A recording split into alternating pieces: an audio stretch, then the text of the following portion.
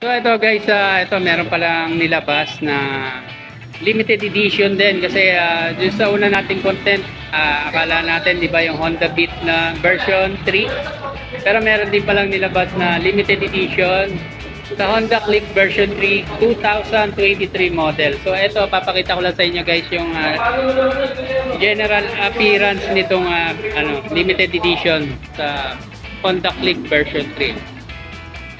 So ang combination nito guys, blue, white, red.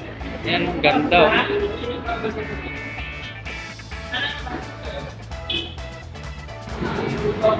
Yan, ganda, di ba? Baga mas mas maganda yung formahan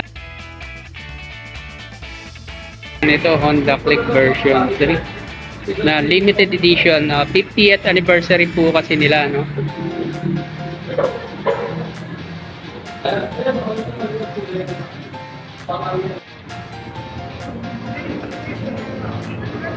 So guys, bali same specs pa rin po ito.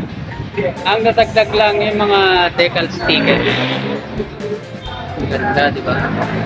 So ayan guys, kung gusto nyo mag-avail nito, no? Ayan, kasi syempre limited edition nga. So limitado lang yung lalabas nila na design nito. So agapan nyo na guys. Sponsor natin yung ganitong klase na limited edition. So ito guys, ito yung Honda 50th anniversary limited edition. So ang combination ng color, blue, white, red, and black. Ayan guys.